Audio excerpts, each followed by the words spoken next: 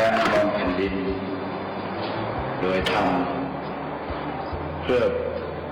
ประโยชน์สุขแห่งอาณาราษฎรตลอดไปขอพระองค์ทรงพระเจริญขอพระองค์ทรง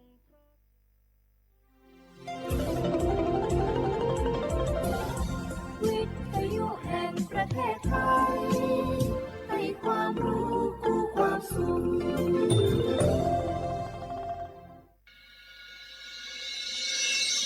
สถานีวิทยุกระจายเสียงแห่งประเทศไทยจังหวัดเชียงใหม่ AM 1476 กิโลเฮิรตซ์สถานีวิทยุภาคภาษาชาติพันธุ์แห่งเดียวในประเทศไทยที่มีความทันสมัยเชื่อถือได้สร้างอัตลักษณ์กลุ่มชาติพันธุ์สู่สากลนกกระดาษจากทั่วภูมิภาคที่คนไทยทุกคนช่วยกันพับขึ้นมาส่งไปแจกจ่ายให้กับพี่น้องชาวไทยใน3จังหวัดภาคใต้ย้อนกลับไปเมื่อปี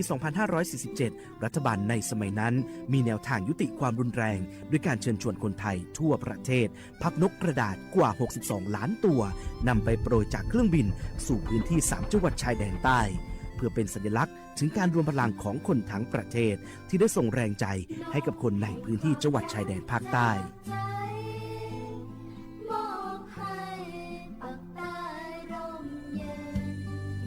นกกระดาษกว่า 62 ล้านตัวที่โปรยมาจากฟากฟ้าในวันนั้นได้นำมาก่อสร้างเป็นอนุสาวรีย์นกสันติภาพที่ชาวจังหวัดนราธิวาสเรียกกันว่าวงเวียนนกผ่านมาแล้วกว่า 20 ปีอนุสาวรีย์นกสันติภาพยังคงตั้งตระหง่านและกลายเป็นสถานที่จุดเช็คอินของนักท่องเที่ยวแม้ว่านกสันติภาพตัวนี้จะไม่สามารถส่งเสียงได้แต่ก็คือสัญลักษณ์แห่งความหวังด้วยหวังว่าวันหนึ่งบ้านเมืองจะกลับมาสงบสุขและมีรอยยิ้มอีกครั้งสันติสุขชายแดนใต้สร้างได้โดยสันติวิธีโครงการสร้างความเข้าใจและประสานความร่วมมือทั้งในและนอกจังหวัดชายแดนภาคใต้สำนักประชาสัมพันธ์เขต 3 กรมประชาสัมพันธ์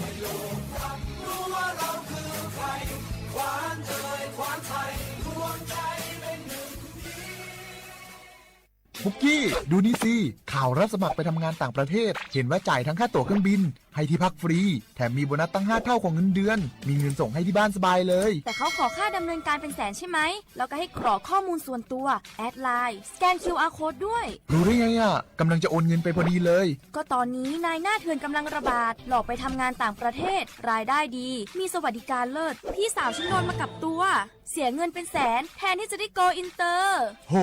แบบนี้ก็พังหมดสิขอบคุณนะที่เตือนเกือบไปแล้วไหมล่ะเราคิดให้ดีก่อนเชื่อเช็คให้ชัวร์ก่อนแชร์แยกแยะข่าวก่อนตกเป็นเหยื่อไม่เชื่อไม่รีบไม่โอนโดยสำนักประชาสัมพันธ์เขต 3 กรมประชาสัมพันธ์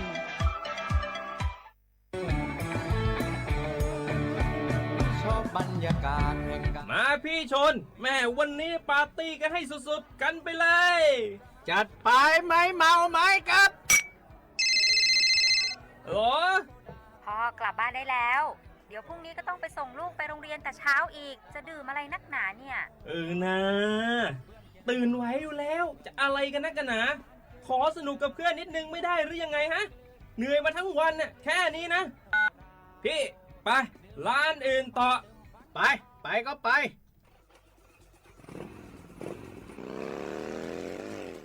เฮ้ยพี่ทำไมรถคันนี้มันขับช้าจังเลยเนี่ยแซงไปเถอะแซงเลยแซงไฟแดงอ่ะฝ่าไปเลยพี่ตรงนี้มันไม่มีกล้องไม่โดนจับชัวร์เอาวะไปก็ไปเฮ้ยพี่ระวังรถ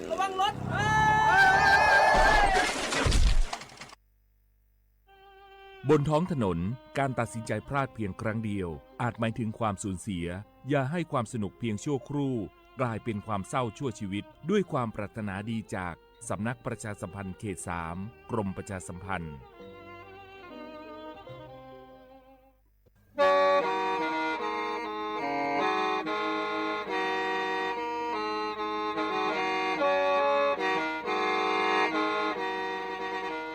Đầu núa, gió bóng chua sang xua, cú tế chờ thai, đợi lũ xén trăng mải. lũ chai hà lù mong inu bê hà o già giang sơn chú bê hà thầu sư hở chữ tiếng chú trao tiếng giang trong tu bê hà thầu sư hở cầu sang tiếng chú cầu gì tiếng trang tờ nợ sáng AM kế ý chánh bao bùa sang chậu trào kHz đầu nó mong do bế lù mong suốt lời so cá nông tàu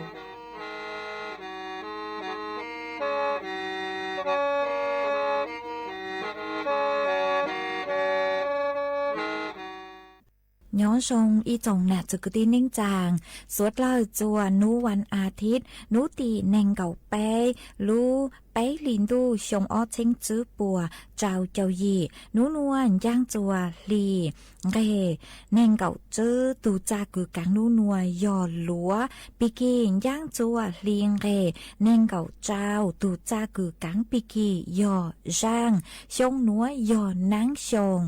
đời núa cú yo rùa sỉnh vang giống xa cho căng tròn tù sú tông chua hà lù mong đợt lũ sén chân mày tuần chứ y chồng nạ chữ cứ tin ninh chàng suốt lơ mà uốn thế núa trăng tàu chùa y chồng nạ chữ cứ tin ninh chàng suốt lơ tàu bao hà tà đời núa cú chùa cầu lũ xua chê kia chùa suốt lơ tàu nó sư ê thó bê chó nạ chữ cứ tin ninh chàng suốt lơ cứ mình gàng lù sai hà lù nông nhó chuan đàoเพจ Facebook ท้อเม่สวดเล่าปังจวนนากดไลค์กดแชร์อีเลงอีแชร์ปูจัวเพจสวทเชียงใหม่ AMอีเชงเปล่าปัวช่างเจ้ากิโลเฮิรตซ์มาอวดจอมเตาจัวเมชัวชัวเล็งจัวตูกือลูปังจวดช่องกลางดูสูต้องจัวฮาลุมองดักลูเสงเจงใหม่วางห้าเจียวชาหตาสวดเลยยนดูย้ออวพงยืออวเกเถาปีมึงจูจัวเถาซาวมาจวนจื้อนัวจอกลางลูกงเกลอเจจวนเดินดูสูต้องจัวฮาลุมองดักลูเสงเจงใหม่จื้อมองเตา我家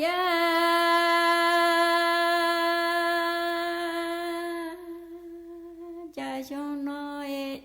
民河高kỳ dàn để cái đại chỉ lý khâu tao cho trong nó ngầu cho tôn cho nhẹ thế chi khâu tao bỏ cú nhẹ cú chi cha min ho cao kỳ dàn để cái đại chỉ lý khâu tao bùi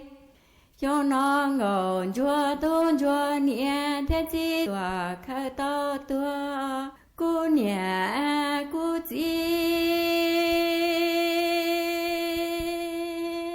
cha ngồn chúa tôn chúa nhẹ thế chi chín đà tua lợi tia vua cho mu chỉ đòn tua lu mi trong tỏ lu lì tay trong hoa gì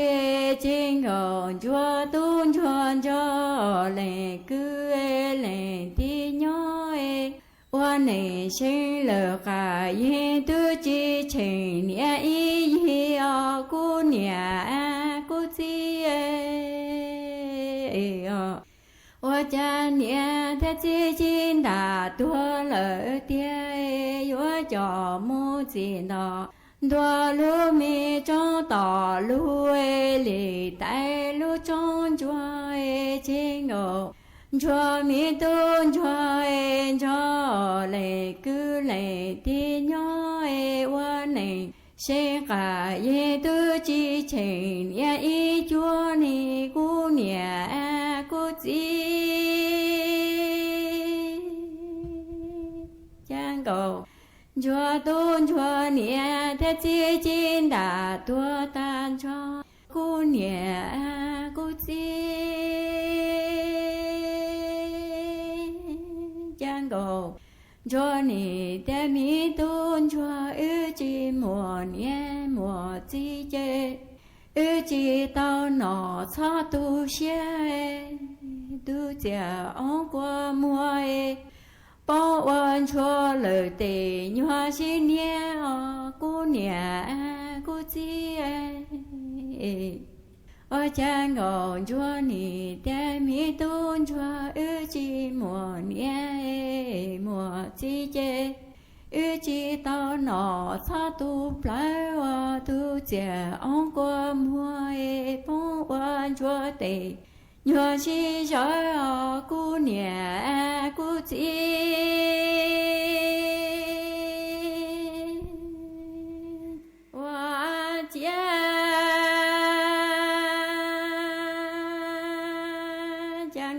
做你的米动作，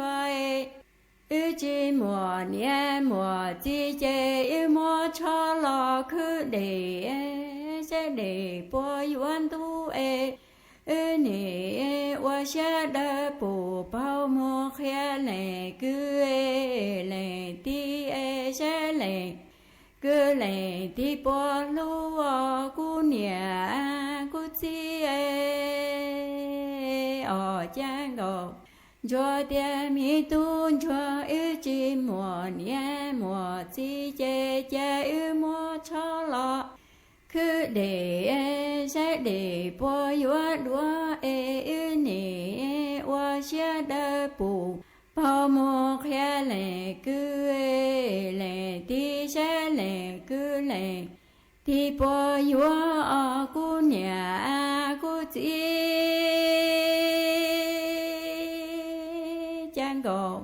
做东做你莫抄老去的tự nhiên tu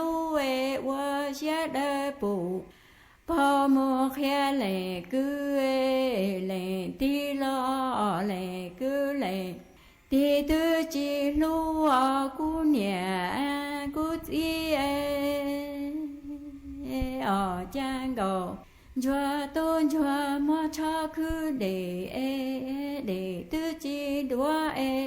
家你我写的不泡沫开来个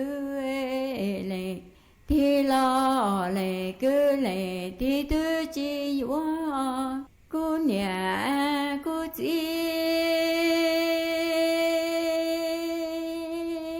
江公做你的米动作，早已记把家背教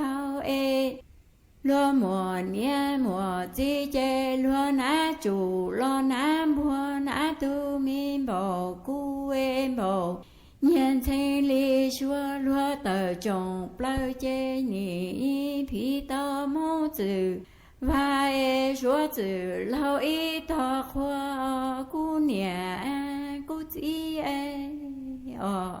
ở trang gòn chúa đem mi tu chúa cha cho ý chỉ bà cha bê cháu lúa mùa nhẹ mùa chi chê lúa ná chủ lo ná chê ná tu mi bầu cung bầu yên chê li yên nè phi tao mô chữ ha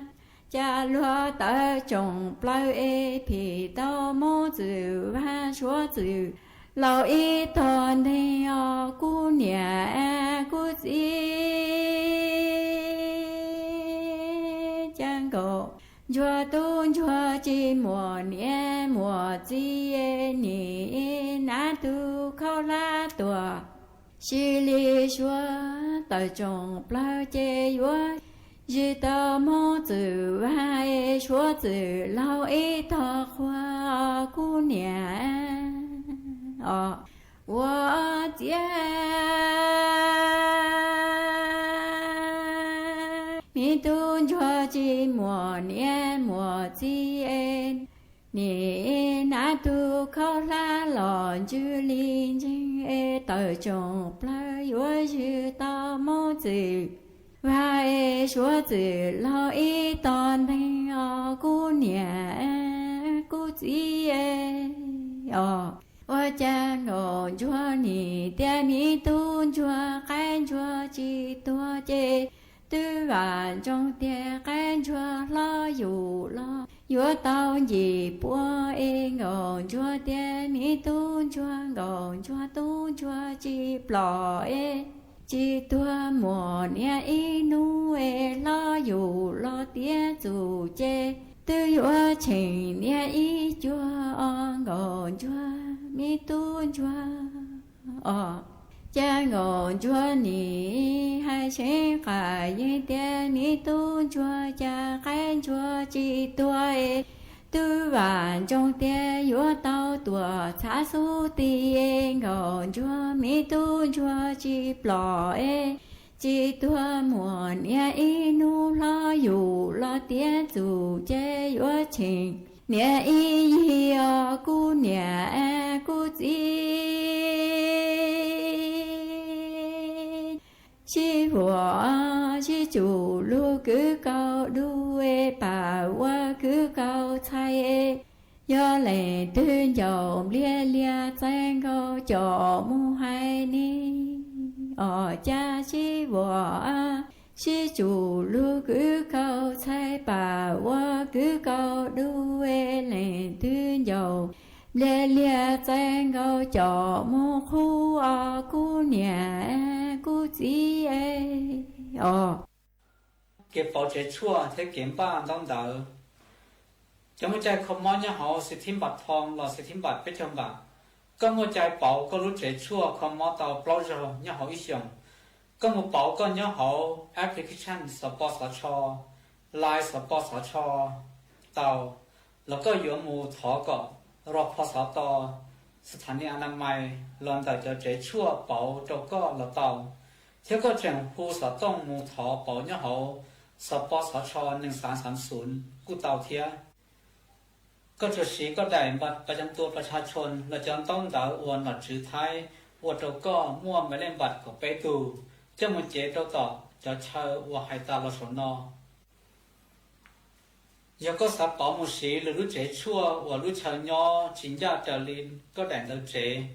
ก็有จุ่มมูถอแดนเดาแหล่งเป้าก็แต่ตูจือเจตูเขารอตูรอปานเดียรอแล้วจะจันเดาเช่าเจเดาเถงได้เที่ยวเดาซ้อว่ามั่วเชิญย่อเขาแดนเดารู้เชิญย่อ有主ย่อเขาอีท่าจ่าว่ารู้เจชั่วเดาใช้ชัวก็เที่ยวถอเป๋ารู้เจชั่วเดาเตาส่วนจื้อหนัวอยู่มัวอีร่างลูเป้าจะหลุดทางจัวเป้สุดเลยเตาเป้าหาจุนเตาเก๋คือม้อตาเฮามาอยู่เตาเจงฟางวิโยหตาหนึ่งมัวเป็นสื่ออวดจัวปัวจูสาเตามาเจ้าเล่ร่างหนัวหนูเจกูเตามัวตูหนูจื้อกือชั่วคือหูหตาหมอประชากูเตาเติตัวถัวเตาหาจุนเตาอีกรณีคือมัวอีตูจื้อแน่งมัวน้อยยองคืออย่างเล่นเตาจื้อเจ้าหยี่ชงมาหนึ่งตัวจัวคือชั่ววิโยหตาหนึ่งมัวอาการคือม้อตาเฮาเตาอีลูหลีเหล่าฮะจื้อต่างเล่นเตาหนึ่งเขามัวเจ๋งปล้องจงอย่างเล่จื้อช้างปูเก้ฮะมัวอาการหตาจอนช้างมึงอยู่จนเดือดจอปังลือจื้อช้างเจ้าฮะจื้อต่างเล่นเตาหน่วยเจกุนจื้อหตาเป้ลูลิเปียวันเตคือเหนือตัวจัวคือชั่วหน่วยเจหนึ่งใช้ก็เตาลงฮะวันเต้นเตาเป้ลูหลีฮาหนึ่งม้อตาเฮามาม้อจนเตาหนึ่งลูกของมัวแหงมาตัวจัวคือชั่วหน่วยเจพวกกูเตาชวนจัวกัวจื้อหตาหนึ่งเตามั่วเนื้องอกย่อจวนเตาหนึ่งจอปังลือมาวีเล่นเตาหน่วยเจจอหนูจือคือชั่วปัวสาเลเตาเตาตัวช่างเตาจัวเปจอหน่ะจือคือตีนิ่งจางสดเลยเตาเป้าหตาโยหตาเล่งตือคือม้อตาเฮาเฮงหน่วยเจยัวจุเตาเจ๋งฟางหนอเตเถากุมัวเป็นสื่อคือยัวอัวจัวปัวจูซาเตามาเปโยเตาสังเกตเปตุเข่งยอเถาตือคือมั่วจออาการจวนจือคือกุยัวหาตอนเดนัวหน่วยเจยัวเตาเจ๋งฟางหออาการเทิมเดหน่วยเจยอย่อจะเลมม้อตาเฮาเห็งห้ามม้อเกิงเก่าอีสืนเน่งจือเจ๋งมอดรวยอีจาเลนัวฮาจือเซ็งยอจ๋อตัวเน่งคือมัวน้อยยงจื้อเจ้าชงจีมองลาวจื้อหาตาม้อตาเฮาหนูเจอยู่เตาเจ๋งฟ้าหอฮาจอตัวเน่งคือมัวประวัติคือมัวตุม้อมาเรงแล้วสือเจ๋งมัวสือเช่งคือเล่าลูตาเฮาฮาจอตัวเน่งคือมัวประวัติคือเตาใจจอชั่วคืออัวจว ตัวจอนช้างขอเราชื่อเตาใจจอดช่วยยาต้านเกล็ดเลือดอยู่เตาสังเกตหาตายอเปเตเตเตก็เตาจื้อช้างมัวจูก็หาลูจื้อเม่งขอมัวปลบล่องจื้อช้างปู่เก๋เตเถาก็ปู่อีเลงอัวอ้อเลงมัวอาการชักจื้อต่างเลนเดา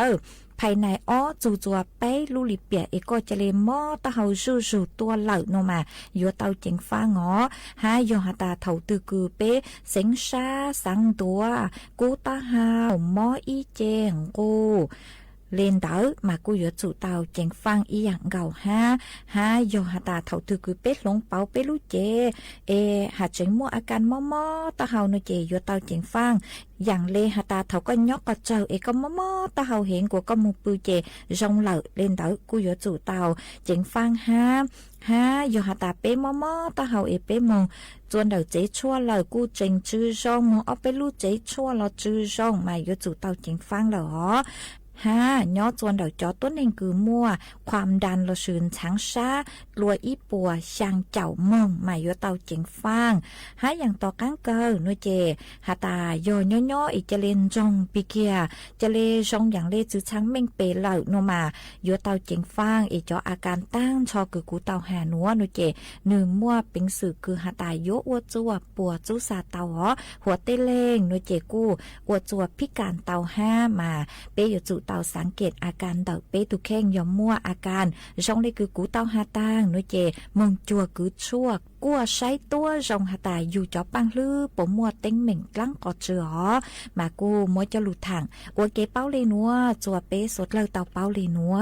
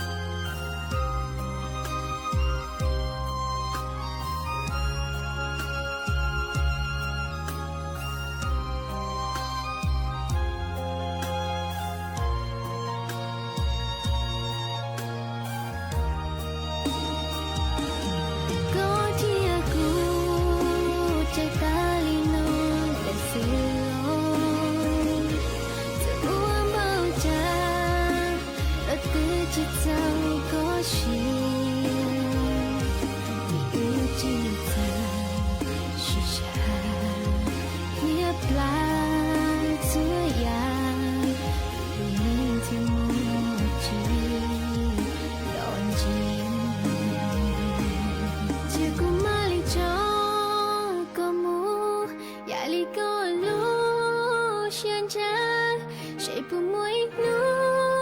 爱个中心，结果马里着错呀，这里个路是啥？谁不每路爱个个路线，头盖我结局呀，到路过心了，早给路那个结果结单。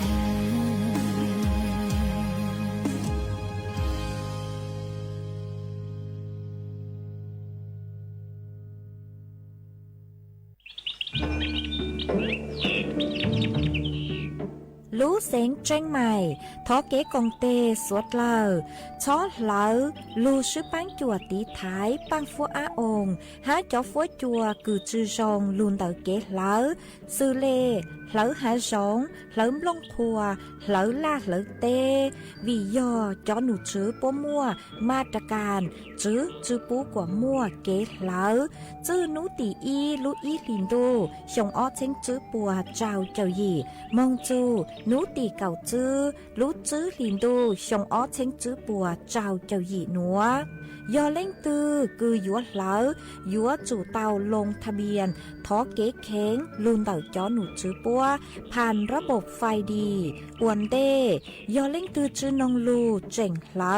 ยัวมั่วลูจื้อเจ้าเก่าห้ามบัวจื้อเท่าเลนเต่าอ้อเช้งจื้อปวนบ่าเราชื่อเต้เท่ากู้ยัวเก่าห้ามบัวตื้อชื่อลูเสียงเจ๋งใหม่เช่าเก๋ซื้อเทคโนโลยีลูปังจั่วจวนเต่าเต้ขยะฮะเต็มลงครัวลูตีไทยจื้อปูกว่ามั่วเก๋เหลามงจวนจื้อยังตอนเด้ฮะจื้อตังเลนเต่ายัวอัวจัวมั่วจ่อฟัวจัวรองมงตังอีทียอปู่หาตามั่วเล่งตือกือเงียเหลามั่วเป็นสื่อก่อเตาจนเดาจ้อหนูจื้อจัวตุมเบอร์สุต้องศูนย์จื้อเปอีอยี่ศูนย์ยี่รอชื่ออีจัวอีเดาเต่าชัวรู้ชื่อเหาเน่งเก่าเปล่าชั่วโมงนี่ยา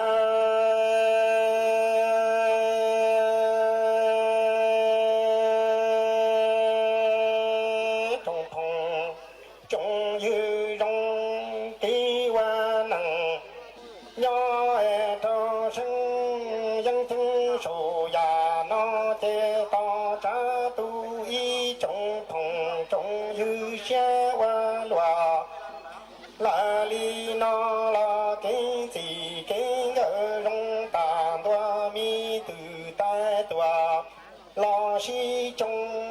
你老我自我个地土东自个老几西路的我走，对老几东走中啊个地方，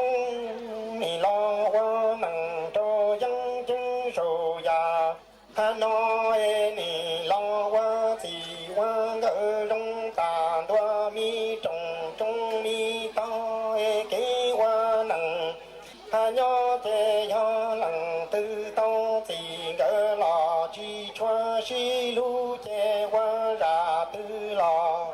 容里我只要你呀。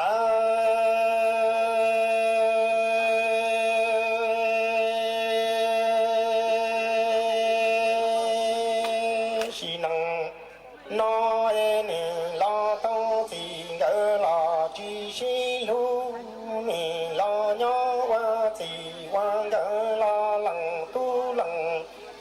中间年你弄到了给乱中早给的找年高，大家要到这个你嘟嘟的老哎的没你老路的捉波的。看见长长这个路苏天老不忘给冷都冷中张住，老早这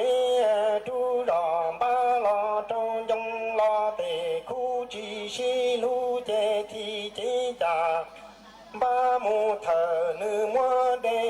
你老海路老毛牛用人。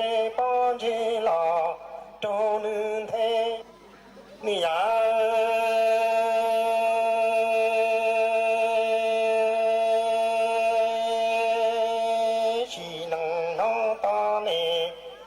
ni cha hai li lan che mo căng lăng căng tu mo căng khu chi choa za ha la shi lu shi nang no e te chi te ga chi nyo wa ke te chi che ni mu khư mo du thong đoa nu e to te tu po la chi za lu e chi nang ha la cha chi la ni yo yo trong mi nhà tu e ni mo da de ta thong chơ za ha ke la shi lu e ni tu tha twa lu su dia la te tu the tia ni ha lo ta shi pa la zo zo zu e wa ka i nhuan đó làm lo bỏ nia tơ tia chi nang e wa ta chi to dan du e shi nang na te tia thi te la lu na la chi shi lu ma ni ya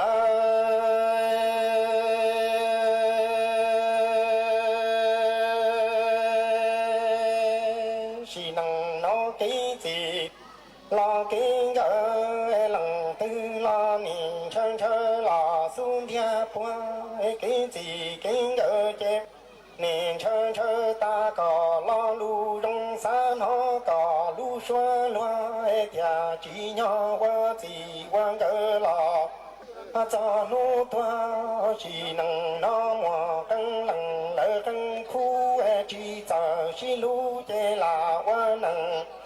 ha nho yu mo tu a sa mo nhwa la wa nang lâu cu tư thon ra la ha pu chi si pua ni chi công y tra dia no lơ y pua chi nang no tơ trong la mu pa loa chi loan gơ la xi xi lu e tơ trong hô chế la tua te tu trơ la rô xi pua chế chi xe sa rô bò pa tua ho la cho ki wa chi la wa gơ nhớ trong ya te lăng tư la yang chơ chơ ta cho mi ki mu tua la shi lu e ni la wa chi wang ge che ni nyo wa ke la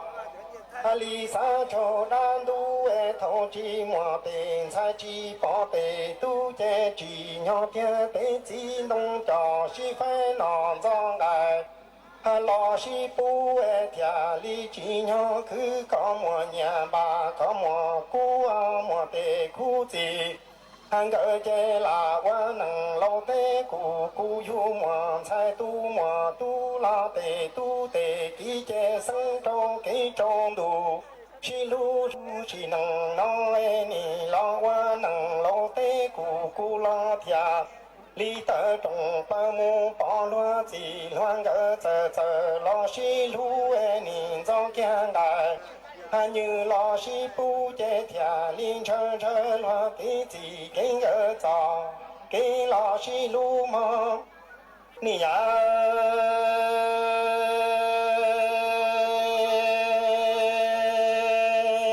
cái wa nằng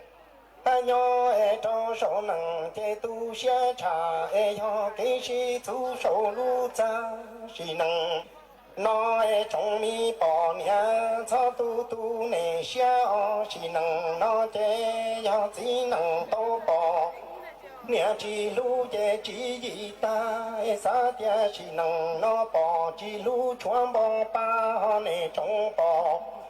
nhà mà tao chỉ chẳng hà lo chẳng to cái mù quang gỗ pha lấy chỉ năng nó cái qua gì wa ngỡ nhó ni cho lăng tư tô bỏ tô sĩ chi si lu kế wa nằng chế nhó bia tê nó ni trong mi bỏ mía chế lò chi cho gì tư ông chúa wa nằng si lu tòa si khóa xia si thế ta chúa mùa nó cho chúa bia bên trong gì nằng 这样梦到这个老几些路路灯路大么多。几十年的是米能那都只能写380万的头都小么那中包，年草都下到自己走长了，却给往路发呢，马年给看的几千万路。里上西多路经常我还都当在啥个应着路蒙塔。一过我路上是能，那样去帮点小草技能，好叫把面当了，我不要。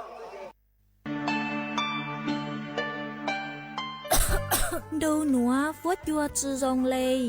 ยอปังฟัวอาอง PM 2.5 ดาวเหงอัวปังจือเท่าเลยยอเกยละมายอเป๊เจ๋งเจียรงเลยหนัวยัวอัวจัวมั่วเต้งเหม่งจัวสวดเลาหาจอตูช่างเต้เธอรู้เจตาวจื้อตังเล่นเด้อเศรษฐกิจจื้อรงฮาเอเป้ยัวชื่อปังเลาเต้งเหม่งเลยจางย่องหยีซื้อลูปี้จวนเดายูทูเข่งชอดเหลาเต็มล่องครัวเต้ขยะลูดหลงเป๋าเก๋อวล่าอวเต้ชอดเหลาลูซื้อเก๋ไถ่เผาเต้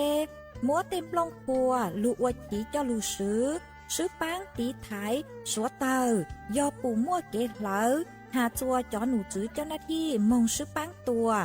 หาซื้อปังจอชงตรงอัวกัวปัวจัวซงเจจอตู้ช่างเต้เธอยัวตัวช่างจ้องกลัวปูยอสวดเราซื้อปังเลยหนัวฟัวจัวเย่งยัวซงตัวยอเกอลูซื้อปังอัวกัวฟัวจัวซงจวนหนึ่งไทยหาจอตู้ช่างเต้เธอเก๋เช่าจูลูนเตอร์สำนักประชาสัมพันธ์เขตเป้กรมประชาสัมพันธ์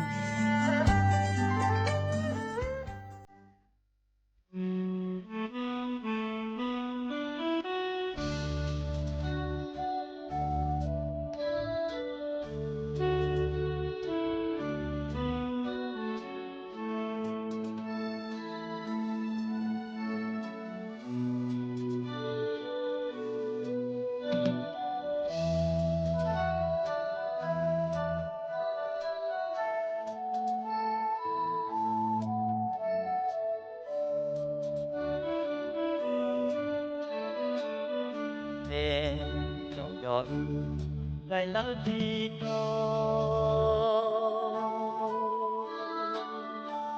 lũ vào tha rồi sẽ chỉ to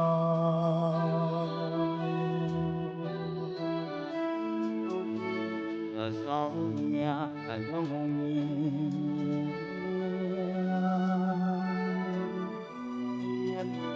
không có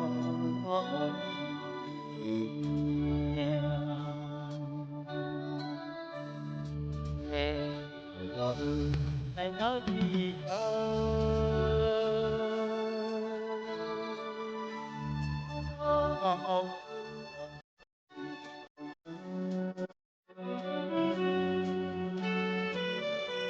đâu mong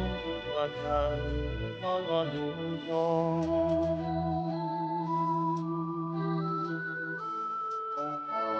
nó nó sẽ chỉ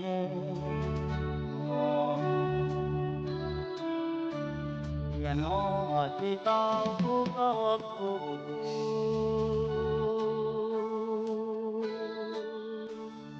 nó dân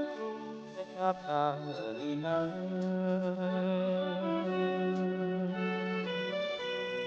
kia ai kia là xót chỉ sợ luôn có thơ là thế thì tao có nó dồn dồn có ta đi nó ta đi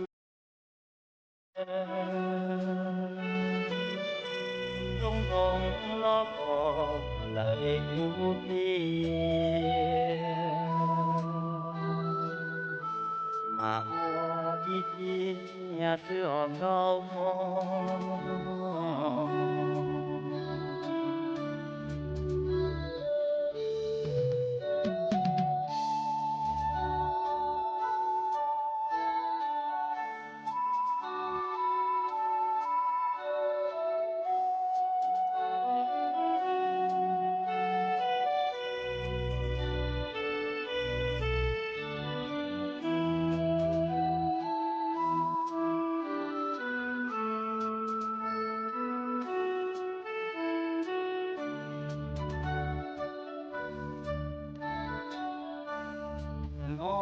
chỉ tao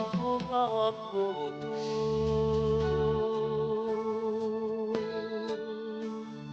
nó nhớ tu sẽ chát cả người nắng yêu ngày tiền là có gì chờ luôn luôn có thơ lo hết vì tao có nó dọn dọn có ta đi nó ngọt ngọt ta đi trong lòng lo bỏ lời ngút đi mà hoa đi nhà tựa cao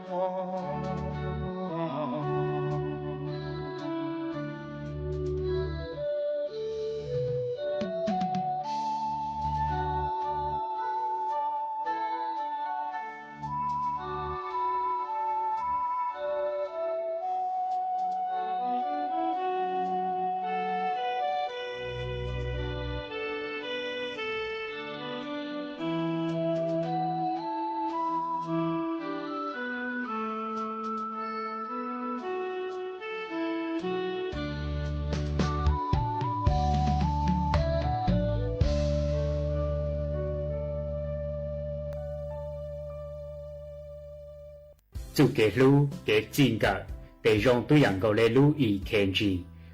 khen gì cứ cụ ta bảo hàng đó giờ lưu computer cứ nhớ tao không mò cho cứ khu mò bớt xí lưu mông chua tụi tôi nên mò lúc lại khla nhớ rong tận thọ chơi trồng nát gì cứ tôi nên trang hát trồng phong yêu số cật lời chưa xây mà giờ cho cứ mẹ tao sòn đợi tôi cho cụ hạt ta và chàng có tôi giờ mò lên ha bé chỉ nó có hà lưu mò lên lệ thọ có lưu hà lưu mò lên cho bé tao nông ha xây nữa rong để chàng cái nụ nói giờ cũng chóp chừng bằng xa lù hà lù mô lên cho sạch lại tao nông đó chỉ tăng lên đại sư nhớ cho clip nó cũng mới luôn ra lù cứ trên cần gạo lệ giờ cho lù thẳng bù cho bé trong nặng chỉ cứ thế này chẳng hát trong phong yêu sạch lại tao nông ok luôn ra lù cứ cũng mất thẳng chuẩn chỉ toàn thế nó giờ cũng nó luôn đợi bé ít từ sư hư mông luôn bề hụa sư hư tràn lù vàng cũng trên hạt ta mẹ trong lên tao từ trên tao nó tao nông được cho lù nó lại ta chỉ thầu cũng muốn nó cũng bù tao ta cho lù nó vậy cho lù cứ rong hình giờ lên đời cũng sẽ lại chỉ sa mua cho các cho lù thẳng cho bên nông rồi ý rằng gì giờ có sáng hạt ta ở trang có tụ lù có tụ có bù là chỉ giờ có tụ có giờ mẹ mà đi chỉ mua kế chỉ hụt sinh lệ na nu chỉ chẳng chỉ chen cầu sư rong cầu lệ lù này mà đi nhua hình chỉ mua kế càng xa lo kế thọ kênh có lù chỉ hở lù nông cho lù cứ cũng thẳng chuẩn gì toàn đây nó sẽ bù băng lại bùi tàu có chủ kế nhiều sa ý trồng là chỉ cứ thế này trang hát trồng phong yêu sốt lời có bắt tàu mua bù tàu không mổ là xìa có bắt tàu sai tới răng mua vị cứ bù bó tăng tàu chở ý từ này mò nhẹ nhàng cho đó tờ bó xí lú ý khen gì cứ cũng tăng tàu hàng đời nó lùn rồi từ này mò đời lúc lại khá thầu cứ có bù chú căng đời lú ý khen gì khá dên gần gây lên nó do chạy tàu hạt ta từ này mò đời lúc lại chạy mua dù chạy qua hồ lử từ này cứ mong đợi chạy mua chú sa họ giờ thầu có bù chú căng để lúc ý khen chỉ làm cho khang từ yên lên nó là sư thầu đợi có sáng hạt ta nữ chạy tàu lên chăng thầu có bù chú căng để lúc ý khen chỉ làm cho khang lên nó là sư để chạy tàu hạt ta từ này đợi lúc lại chỉ qua hậu lử lại từ này đợi tôi lại họ biết tôi này chú cái lu cái chính cả là dây rong tôi养gọi lại họ ha giờ thầu chỉ một cái gì chẳng gì chê chỉ một cái gì chỉ một cái gì bao tờ chỉ một cái gì mò sa gì khi thằng đó cái rong lấy chú căng để lúc ý khen chỉ chạy khai dên gần lên nó แต่นึกใช้เตาหาตาลูกเปล่าแต่แม่จุเกลูเราอย่าลูกเปล่าแต่แม่เกน่ะจีจึงก็เจ๋งวัวเขาหรืออย่าเท่าตือก็ตัวลูเราอย่าก็ตัวจึงก็เจ๋งดูก็สิจางสิเชเจ๋งมอชาจุก็เจ๋งเบาเตอจุก็เจ๋งขี้ก็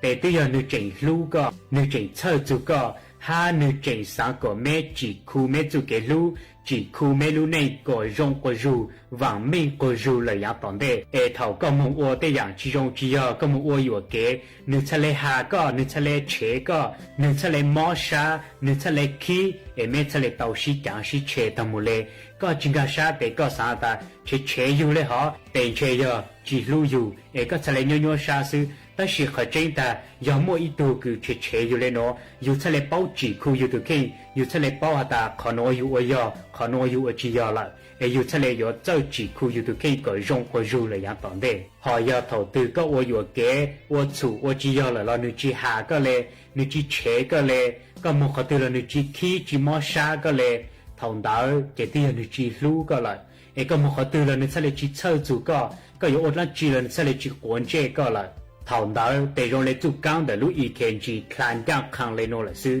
để chế tạo hạt ta lúc lão để mẹ chủ kế lúc lão để mẹ chủ kế nè chỉ chừng cái chỉ ô hậu lử là cha cũng mới khó cho lụt thẳng ô khó bị chừng gì lên nó hạt ta giờ thầu có một bù bố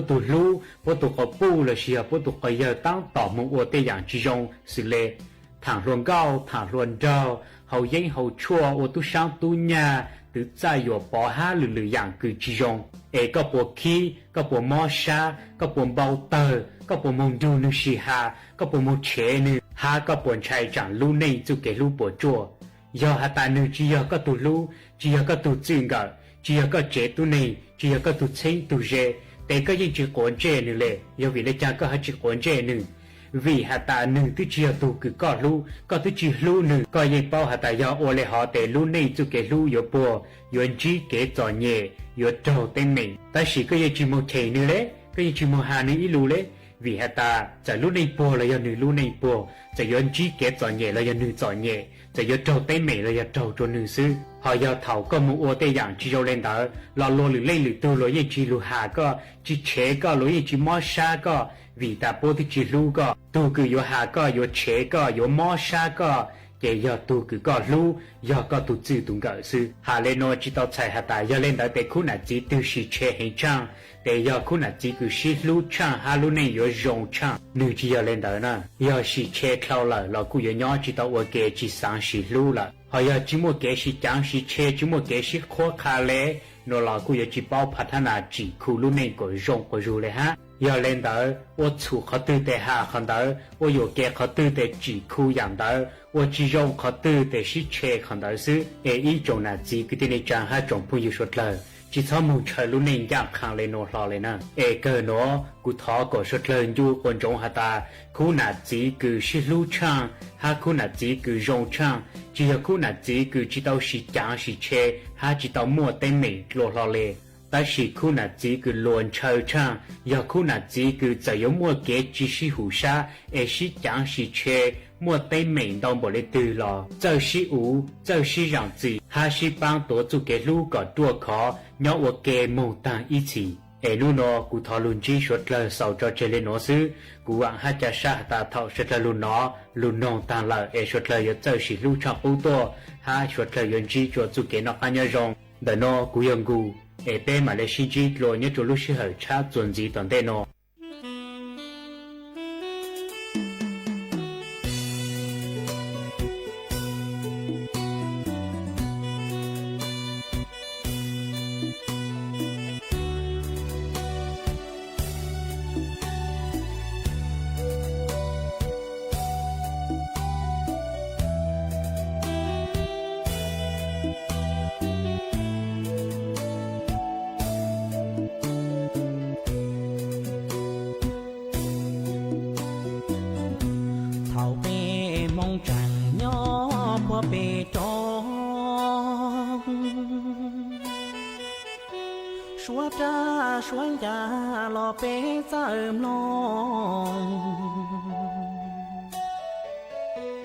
mùa xua lụt tàu đó xua cơm lòng bê mua muôn đầu ya yo pe su mong thảo pe mong chẳng nhỏ pe to xia trong cung thay lúa giờ xua cứ chia lăng lo lăng giáo giờ hai xếp lia pe muôn đầu ya đời kế khó xia mẹ nó pe giờ mu trở xa mày chế lời chỉ bao pe mong cho trái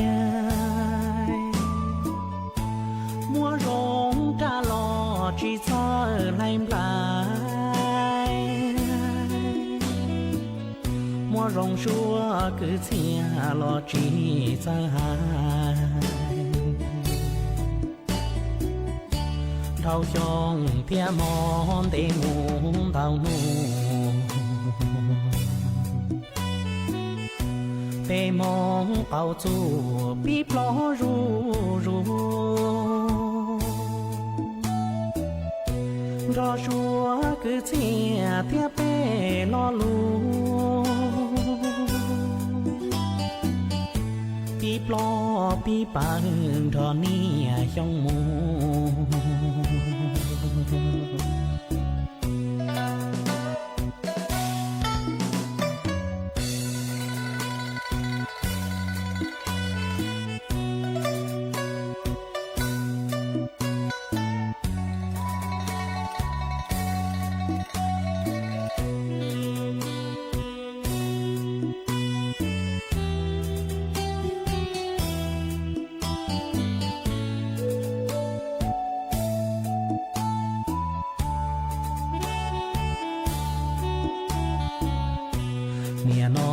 pe giờ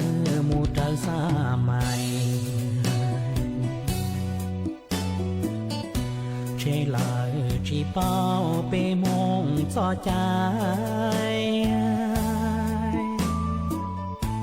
mua rong trả lo chỉ cho lại lại mua rong xua cứ chia lo chỉ cho hai thâu chong thia mòn để muốn thâu nu pe mong bao chu bi lo ru ru ro chua cứ chia thia pe lo lu bi lo bi bằng thọ ni trong mu xua nu xua nhong pi po ru ru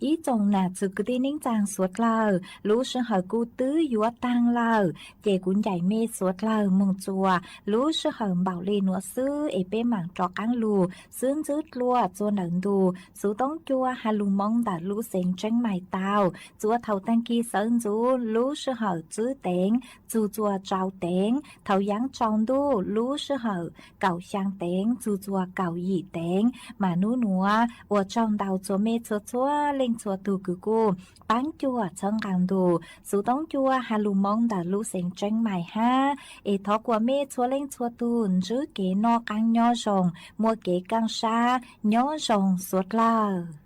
我家ดูนี่กูนี่กูไหนยอจังนี่ยอนูโนนี่ยอนานูเอ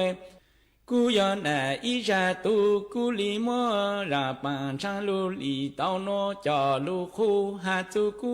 จูเกลูกูไหนยอจังนี่ยอ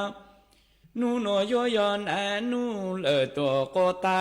กูยอนาตุยจากูเลมัวกูจูเกลูจอลูอปังชาลูลีตาวจอลุงฮาลามากุนไอยอจันนี่ยอลอเตลอปิจูลูตาญูกูชิญังเลญูเฮาญูตึมเลญูจีมอวิจูกงจูมองเลปุกูลูอกุนตุยจาดูกุนยอกุนยอจันนี่ยอลอเตลอปิจูลูตาจันนี่ยอญูตือยอมเลญูจีมาญูกูจีญังเลญูเฮายอยอจูกงจูมองเลยอปูกูลูอกุนตุยจาลงโอเจดูนี่กูจังกูยอลูชูชิญอตกูลูปลาเต้าเลยจอลูลียังเลยตัวเตวยังละกูมองอตาจีกูตุจีเจกูเลยนาอีลูจิงดาวกูเลยนาอินเดียจะกูยอมราปังชาลูลีตาวโนยอจอลุหาอกูก็ชอบคือก็ยุกุยจาลุญอโตลูกขังดูกีลามากูยอจะกูยอลูชูชีลุญอโตจอลุลีจอกูลูปลายังเลยตัวเตอยังกูจิงดาวกูเลยนาอินเดียจีเจกูเลยนาอีลูเจกูยอมราปังชาลูลีตาวโนหากูก็ชอบคือก็ยุกุยจาลุญอโตขังดูกูโอเจดูนี่กูเท่ากูจิงตียอกูยอปูเจนี่ปูขอกอตัวกูลูสุนลาโยนอเจนี่ตะโกโตนอกูลูมีอจังกูเซงสือลูเจกูก็จะยากูตูปองยูรอมตาเลนะอิจิลามากูยาจังเท่ากูจิงตียาเจกูยอนอเจยอตะโกโตนอกูมียอปุลาปุโคกากูลูสุลาเจยานี่ยากูเซงสือลูเจกูก็จะยากูตูปองยูรองกตาลามากูโอเจกูนี่ก็จูนาเกลูนี่ลูกูเจนี่ลูลวมองก็เลลูดูนี่ยอจีตาลีจอเลลูนูจียอเชกูยอนโยลินจงกูตูจานจังจานจีโมตากู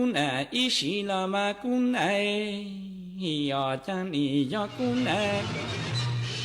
สถานีวิทยุกระจายเสียงแห่งประเทศไทยและเครือข่ายทั่วประเทศเสนอข่าวต้นชั่วโมงรู้เร็วรู้จริงเกาะติดทุกสถานการณ์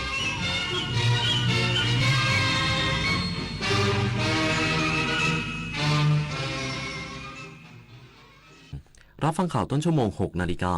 กับอานนท์ นันตะสุคนครับการรถไฟฟ้าขนส่งมวลชนแห่งประเทศไทยแจ้งปิดเบี่ยงจราจรในพื้นที่ก่อสร้างรถไฟฟ้าอีกสักครู่กลับมาติดตามรายละเอียดครับ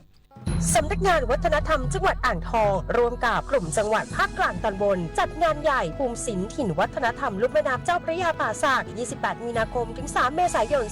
2568 นี้ณวัดขุนอินทประมูลจังหวัดอ่างทองร่วมช็อปชมชิมสินค้าชุมชนมากมายตื่นตาตื่นใจกับศิลปะหัตถกรรมของดีบ้านฉันย้อนวันๆกับนิทรรศการผ้าเก่าเล่าเรื่องแล้วพบกันภูมิศิลป์ถิ่นวัฒนธรรมลุ่มแม่น้ำเจ้าพระยาป่าสักณวัดขุนอินทประมูลจังหวัดอ่างทอง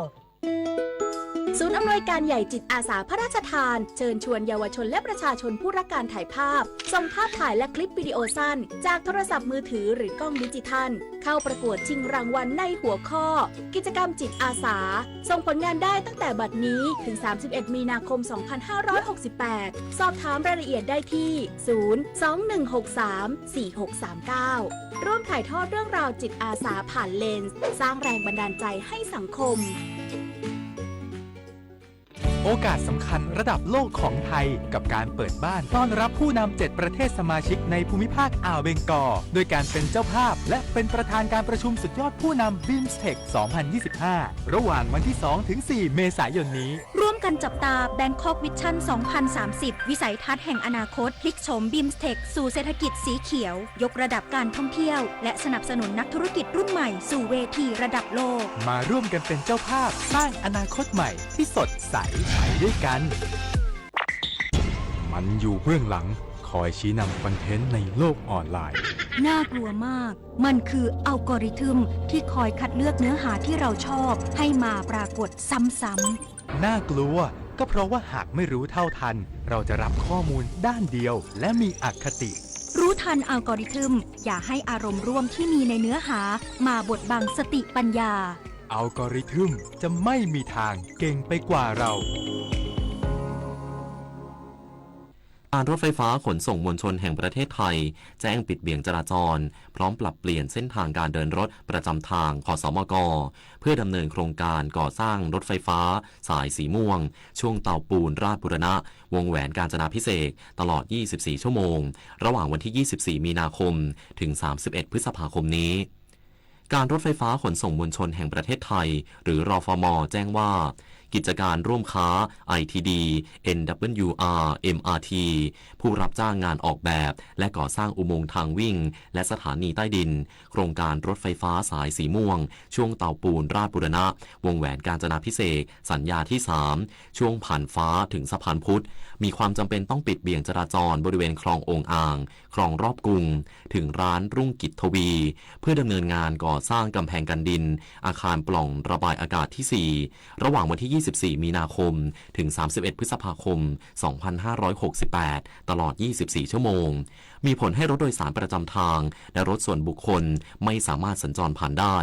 สามารถเข้าออกได้เฉพาะผู้พักอาศัยและผู้ประกอบการในพื้นที่และรถฉุกเฉินเท่านั้นโดยผู้สัญจรสามารถใช้เส้นทางเลี่ยงอื่นทดแทนนอกจากนี้ยังปรับเปลี่ยนเส้นทางการเดินรถประจำทางสาย53 2-9 วงกลมเทเวศสนามหลวงวนขวาและปรับเปลี่ยนที่หยุดรถประจำทางชั่วคราวด้วยการยกเลิกที่หยุดรถประจำทางบริเวณสำเพ็งฝั่งจักรวรรดิประชาชนสามารถใช้ที่หยุดรถบริเวณแยกวัดตึกทดแทนชั่วคราวและยกเลิกที่หยุดรถประจำทางบริเวณไชน่าเวิลด์พาหุรัตน์โดยสามารถใช้ที่หยุดรถบริเวณแยกพาหุรัตน์ทดแทนชั่วคราว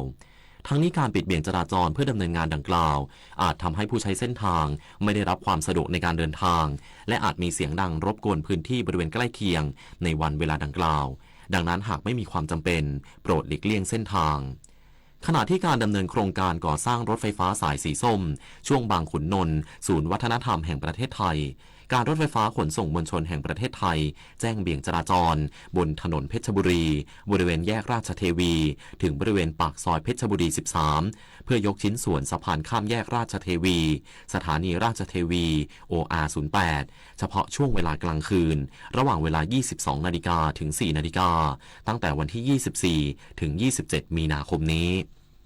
การไฟฟ้าฝ่ายผลิตแห่งประเทศไทยเปิดรับนักลงทุนและผู้ประกอบกิจการที่เกี่ยวเนื่องกับสถานีชาร์จรถยนต์ไฟฟ้าเพื่อร่วมสร้างความแข็งแกร่งให้กับระบบนิเวศยานยนต์ไฟฟ้านายสายัน ปานสังผู้ช่วยผู้ว่าการบริหารธุรกิจการไฟฟ้าฝ่ายผลิตแห่งประเทศไทยหรือกฟผ.เปิดเผยว่าตลอด4ปีที่ผ่านมากฟผ.ได้ร่วมขับเคลื่อนการใช้ยานยนต์ไฟฟ้าในประเทศมาอย่างต่อเนื่องผ่านสถานีชาร์จรถยนต์ไฟฟ้า Erect by EGATตอบสนองความต้องการผู้ใช้รถยนต์ไฟฟ้าตลอดจนการพัฒนาระบบบริหารจัดการสถานีชาร์จรถยนต์ไฟฟ้า Back-end EV เพื่อร่วมสร้างความแข็งแกร่งให้กับระบบนิเวศยานยนต์ไฟฟ้าของประเทศสำหรับระบบ Back NEV เป็นระบบบริหารจัดการสถานีชาร์จรถไฟฟ้าแบบครบวงจรผู้ใช้งานสามารถค้นหาสถานีและใช้ผ่านแอปพลิเคชัน DirectA ปัจจุบันจึงมีผู้ประกอบกิจการสถานีชาร์จรถยนต์ไฟฟ้าเชิงพาณิชย์เข้ามาใช้บริการ Back NEV มากกว่า110รายและตั้งเป้ารุกขยายตลาดไปยังกลุ่มบริษัทองค์กรผู้ประกอบกิจการที่เกี่ยวเนื่องกับสถานีชาร์จรถยนต์ไฟฟ้าธุรกิจติดตั้งโซลาร์เซลล์สถานีบริการน้ำมันและบริษัทที่ติดตั้งระบบไฟฟ้าและในอนาคตกฟผ.เตรียมเปิดโครงการ EGAT Academy ร่วมกับสถาบันคุณวุฒิวิชาชีพเพื่อออกใบรับรองมาตรฐานอาชีพสาขาวิชาชีพบริการยานยนต์สาขายานยนต์ไฟฟ้าอาชีพช่างเทคนิคติดตั้งและซ่อมบำรุงสถานีชาร์จรถยนต์ไฟฟ้าเพื่อยกระดับมาตรฐานความปลอดภัยและความมั่นคงเชื่อถือได้ให้กับระบบนิเวศยานยนต์ไฟฟ้านพศรแก้วคำรายงานจบข่าวอานนท์นันตะสุคนอ่านรับฟังข่าวครั้งต่อไปเวลา 7 นาฬิกาติดตามข่าวที่นำเสนอไปแล้วได้ที่ www.thainews.prd.go.th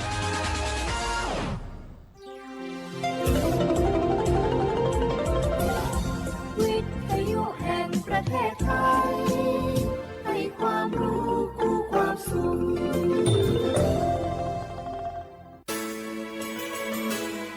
สถานีวิทยุกระจายเสียงแห่งประเทศไทยจังหวัดเชียงใหม่ AM 1476 กิโลเฮิรตซ์สถานีวิทยุภาคภาษาชาติพันธุ์แห่งเดียวในประเทศไทยที่มีความทันสมัยเชื่อถือได้สร้างอัตลักษณ์กลุ่มชาติพันธุ์สู่สากล ผู้ใช้สิทธิบัตรทองหรือบัตร30 บาทวันนี้หากต้องการย้ายหน่วยบริการประจำไม่ใช่เรื่องยุ่งยากอีกต่อไปย้ายเองได้ด้วยวิธีง่ายๆผ่านระบบออนไลน์เพียงดาวน์โหลดแอปพลิเคชันสปสช.หรือแอดไลน์สปสช.พิมพ์ LINE ID @NHSO เลือกเปลี่ยนหน่วยบริการและทำตามขั้นตอนแค่นี้ก็ย้ายหน่วยบริการได้แล้วแถมยังสามารถใช้สิทธิรักษาได้ทันทีสอบถามเพิ่มเติมได้ที่สายด่วนสปสช1330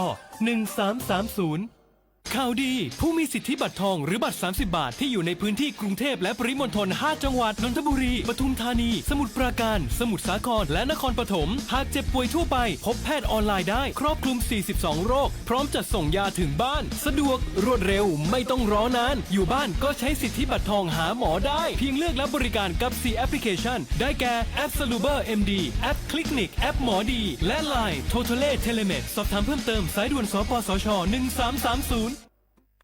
พี่จะพาน้องลองใต้สังคมพหุวัฒนธรรมต่างศาสนาแต่ใจเดียวกันชมทะเลสวยฟ้าใสที่ภาคใต้ชิมปลากุเลาตากใบขึ้นชื่อราชาแห่งปลาเค็มภาคใต้แหล่งผลิตวัตถุดิบอาหารสำคัญของโลกลิ้มรสผลไม้แสนอร่อยลองกองทุเรียนมังคุดเงาะความหลากหลายทางวัฒนธรรมทั้งพุทธคริสต์อิสลามและคนเชื้อสายจีนอาศัยอยู่ร่วมกันอย่างกลมกลืนภาคใต้แห่งสยามเมืองงามของไทยสำนักประชาสัมพันธ์เขต 3 กรมประชาสัมพันธ์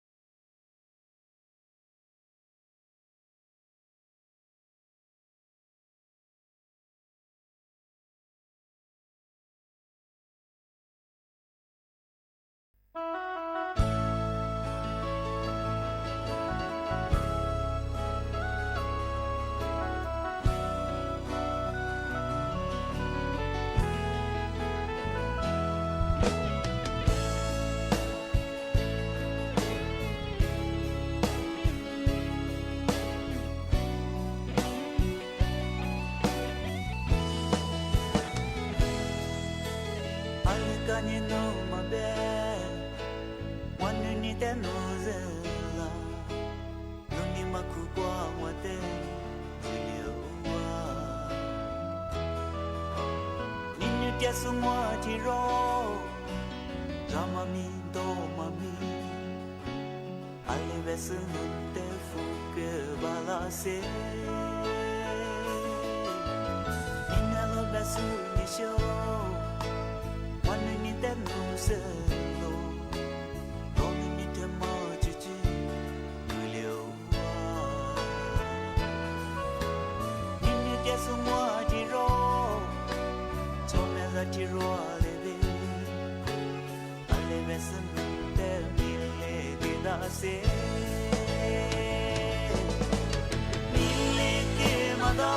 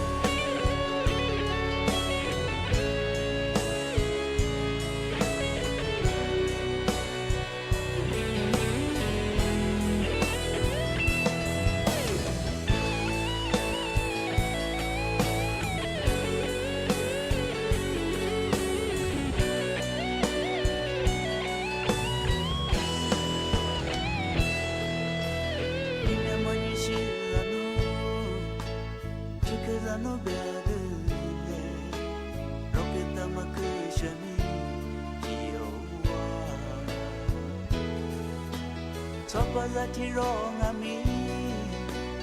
ya ni ja che la lo ale be se no te mi le ke da se mi le ke ma da ti ro la le mi le ke ma da ti ro la le mi le ke ma da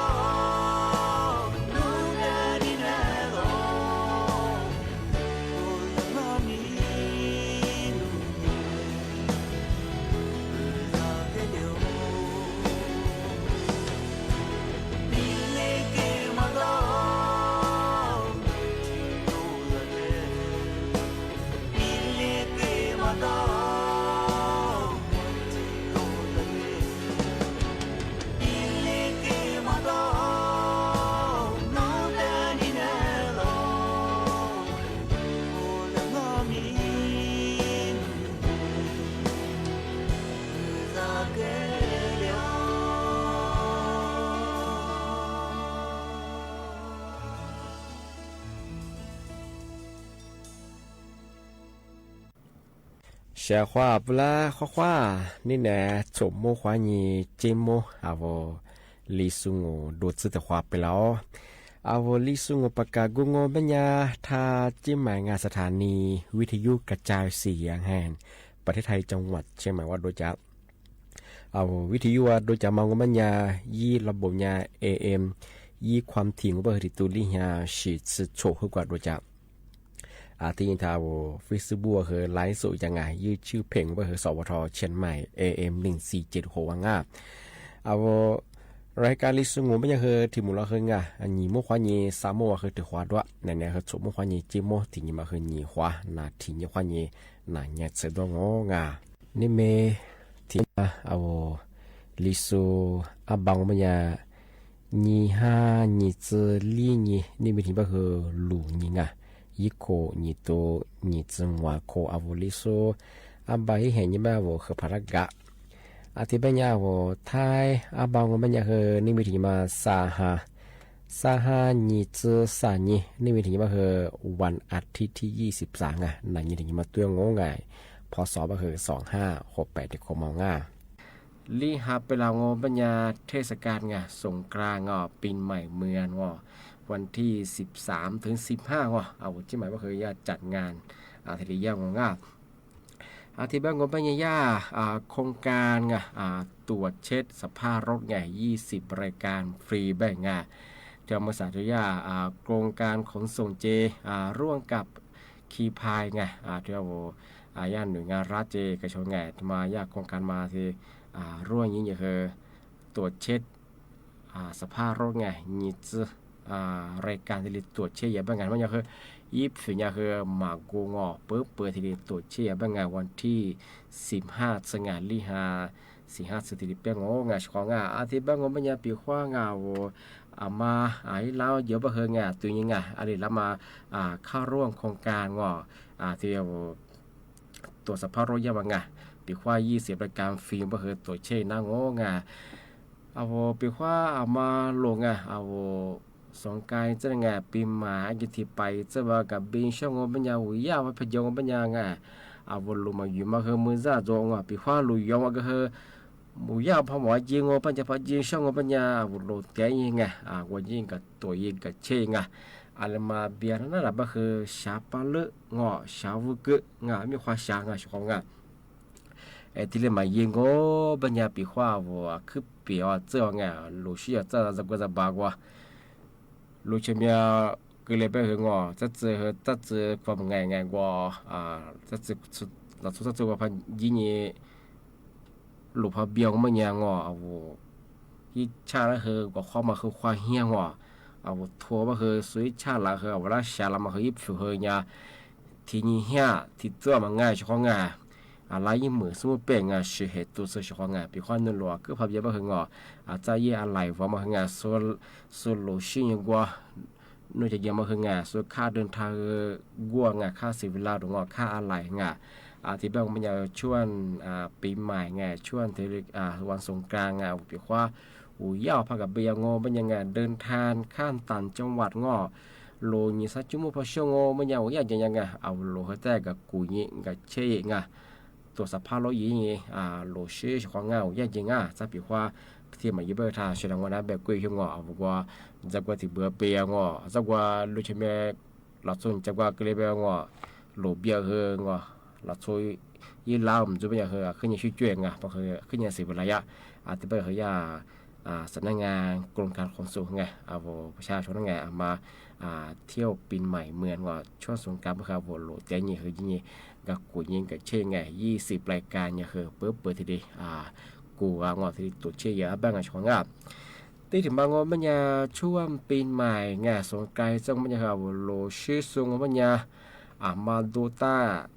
zata lo rang punya payau punya ke lo tashi magushi ma so panya mo punya ke so บังคับใช้กฎหมายที่เรียกโคจางปีขวัญโลชื่อเนี่ยจากกุหลาบสุดว่าพยุชีปัญญาสุขงมันคือโคเบื่อหน้าผู้บ่าวโคจางโนคดีโดยเฉพาะคดีเนื้อประมาทประมาทขาดโรคทางให้ผู้อื่นเสียชีวิตนั่นอันนี้ก็คือช่วงสงกรานต์มาโลชื่อสุเฮงแล้วมุตชิการเชื่อจุกุตุนี่คือโลชื่อช่วงสงกรานต์ปัญญาสุขจะกุยอาจจะที่สุดมีกาโดจะเนี่ยคือมีอันนี้เป็นส่วนเป็นมุตชิการพัฒน์ปัญญาโลชื่อสุอายุความเร็วยิ่งมีจะมาแต่จุยยิ่งเสียจีสุขเพราะงั้นโลกับพี่ชื่อเยอะว่าอาจจะส่วนจะเทียบแบบแต่ถ้าโลยิ่งเขาว่าโลยิ่งล้อมาจะกุยเลยไปจะอันตรายกรีน่ามันคือมีเช่อันนี้ก็คือช่วงสงกรานต์อาจจะที่ไปบุดูโลชิสอัติญาจำว่าโลชิสเรื่องชิคาวเธอจะเนี่ยมีการเธอวันจักรวิขาจะเทียมมาแต่จำบามาอยู่สู้ผู้ปกครองแต่กับตัวจางว่าจะนี่วันจักรวิขายิ่งจะที่จะมันก็เป็นอย่างจะแบบน้องจะเนี่ยที่กระถางซ้อมกูมาซื้อจะเทียกว่าแก่ตา thì tế bè cái guôiเจ้าหลุละเฮอหมอบ่เฮอเจ้าหลุอยู่แน่งะทำไมบ่เฮอมีความเสี่ยงอันตรายคือกรีนได้บ่ใช่อาจเป็นยาวบามาอยู่สูงชูเถิงผู้ปกครองเฮอแต่กับตื่นจองว่าจังนี้ละจังเวเข้าใจเนี่ยอาจจะเกิดเทียมชูเฮอแต่กับตื่นจองซะจังเนี่ยเขาจะทิปเปียวใส่เบอเฮอหลุลามาหมอตัวนี้จะหลุกยืนได้มาคือกรีนได้ชอบมาคือติญญาจำที่ถึงบางปัญญาคือทำมาคือยาคือแจ้งเตือนผู้ปกครองช่วงสงกรานต์ปีว่าจัดเนี่ยจะชื่อลิปาลิมาแล้วโหแต่ยังกว่าอาจจะลึกฝัวกับเบียงมันยังไงอาจจะกันยังปัญญาคือทำมาคือจะจำจัดเนี่ยแต่ก็ถือว่าเนี่ยคือชั่วซื้ออาจจะคือหลายวุ่นกุ้งปัญญากว่าอาจจะนั่นแหละความดีของปัญญาอาจจะใช้เลยก็คืออาจจะใช้เสียมาคือกรีนได้ที่ยังกว่าอาจจะลึกฝัวประเทศเยอะจากว่าจุดเดียวก็คือจะสวยก็คืออาจจะลึกฝัวชิดดีคือจากว่าเหลืองก็คือจะใช้เลยมากรีนได้ที่บางคนปัญญาชูวัวเธอบางอยู่โซ่ชูมือเธอหูกับเบสูจันนี่จะช่วยได้แต่กับตัวเองจะไม่ถึงยาละว่าชูฟูตีนี่อันนี้แยกกันเนี่ยถ้าแต่ยังในฮาลังไม่เห็นมันยังคือหมอของจะเป็นนั่นจันนี่ดีจะเกลียบก็คือจะเชื่อสุภาพเกลียงมันยังคือบางอยู่โซ่ชูมาเปียวนิมาซ่า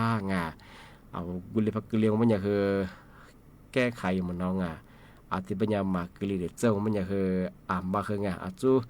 กัดตื่นจ้างจูลาวาเย่จันเนี่ยคือที่ก็ถือว่าคือยาคือซ้อมกับกุ้งชัวซึ่งคือจันเนี่ยก็คือจันเนี่ยนะชัวก็คือลิซกลีคือคือนี่มันแบบเปียกก็คือช่วงสงกรานต์ยังแล้วก็กับเบียร์คือจันเนี่ยช่วยได้แต่กัดตื่นจ้าชัวที่ถึงบางปัญญาทำมาคือปีมาจ่อชัวว่าร่างเธอจะที่ไปมันจะคือจันนี่จะช่วยได้แต่กับตัวนี้ด้วยกับแต่กับลูกยิงจังชอบสิพูดตรงมันจะคือเราชมมาข้าวสู้เมียรับเธอบอกว่าพารับเด็ดไงว่าจันนี่รักขู่เตียมาจันนี่รักขู่เตียมาคือขู่เตียมาคือช่วยชอบที่บางมันจะคือบางมาอยู่สู้จันนี่จะช่วยได้แต่แบบมาปีมาทั้งปีขวาว่าจะกันยังจังมันยังกว่า